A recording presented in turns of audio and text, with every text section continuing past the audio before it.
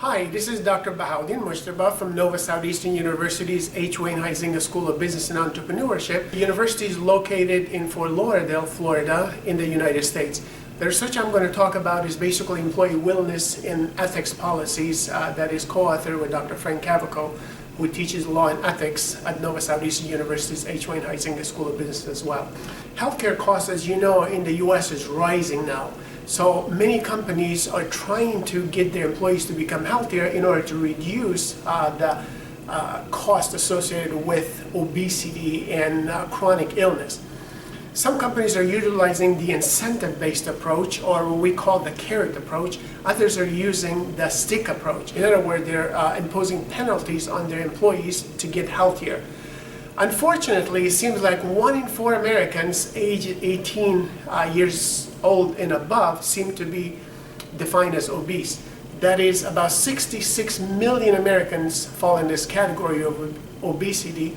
And obesity is usually defined as being about 30 pounds overweight. So as a result, 30% of adults seem to have high blood pressure, as well as 10% have diabetes. So this is unfortunate. And what's interesting is that as technology becomes smaller and smaller, we as human beings seem to get bigger and bigger, and that's not a good trend for us, obviously. Because the average cost to treat illness in chronic diseases caused by inactive or sedentary lifestyle appears to be about $1,000 per year for a family in the United States. There are about 58 million working adults with chronic illnesses. These chronic diseases have become a major burden, obviously, in the U.S. economy, which accounts for severe disability in about 25 million people. Treating chronic illness is estimated to account for about 75% of the national health expenditure, which obviously is very high. And many estimate that the primary causes of chronic disease in the United States, at least, is inactivity, poor nutrition, tobacco use, and frequent alcohol consumption, which obviously causes all these problems. About 40% of all deaths in the American society are premature, and often due to unhealthy or sedentary lifestyle, because of use of tobacco, because of improper diet and misuse of alcohol and other drugs, as well as accidents and so on. So that's kind of unfortunate. The carrot approach that's being used by companies, in this scenario, many employers are offering incentives for employees to join a wellness program where they exercise regularly and to meet certain healthcare standards.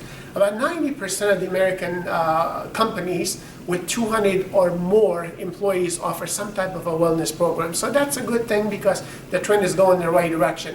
The carrot approach used by companies is to reward employees who are effectively dealing with these chronic problems that are caused by unhealthy lifestyles. For example, employers can reduce premiums for overweight employees who regularly exercise in a gym or who meet certain weight loss goals. So it's a way of encouraging them. Some of these companies are Safeway, for example. Safeway offers reimbursements to employees for meeting blood pressure, cholesterol, weight, and tobacco cessation goals. IBM, a big company again, has a healthy living rebate program which offers financial incentives to employees who do well in health areas such as physical activity, eating healthy, managing their weight, clinical preventive care, and even children's health. The stick approach, which is basically a penalty imposed on those who are unhealthy, is also being used by employers who obviously have huge costs. So some employers who are not satisfied with the results of voluntarily wellness programs are imposing these penalties. And obviously, it is not the ideal to impose penalties, but it's something that employers feel as though they need to in order to reduce their costs. About 20% of American firms tend to impose negative consequences or sticks on employees if they do not utilize health awareness tools that companies actually provide. Walmart appears to be one of these companies. They impose a $2,000 surcharge for tobacco users. So if you're smoking tobacco, obviously you'll have to pay about $2,000 more on your premiums. The logic here is that tobacco users typically consume approximately 25% or more of the healthcare services than non-tobacco users. CVS Caremark requires its 200,000 employees to undergo screening to record their weight, body fat, and also blood pressure levels. If they fail to do so, they'll pay an extra $600 for health insurance. Michelin North America, employees who with thick waistlines, those who are over 40 inches of weight for men and about 35 inches for women, they tend to have to pay up to about $1,000 per year more than those who are, let's say, below that.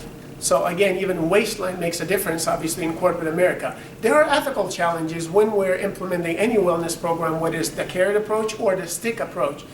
A wellness program that penalizes employees for smoking may have an adverse impact on certain employees. So if a male employee, let's say, smokes more than female employee, in general, then and that becomes a trend, that's a problem of gender discrimination. If those with disability, let's say, smoke more, and you impose penalties on them, then obviously it's discrimination based on disability. So employers have to be very careful and work with their lawyers in order to make sure that they don't discriminate on employees. That the legal side is one thing, but then there's the ethical side. So we have to also look at ethical theories. The teleological form, for example, tells you that the impact is greater for the majority of people, then you use that approach. That means it's ethical. That the ontological view of ethic is basically the non-consequentialism, or the golden rule. You do something because it's a good thing, regardless of the consequence. And when we apply the utilitarian view to carrot and stick approach, we notice that many more employees would benefit in the long term, and the employee will not go out of business as well. Therefore, it's good for employers as well as employees to become healthier. Therefore, we could say that employee wellness programs are ethical as long as they're implemented, obviously, properly. So whether you're looking at the carrot approach or the stick approach, the key is to become healthy, get out there and exercise, and obviously that's good for you as an employee, that's good for your employer, and that's good for society.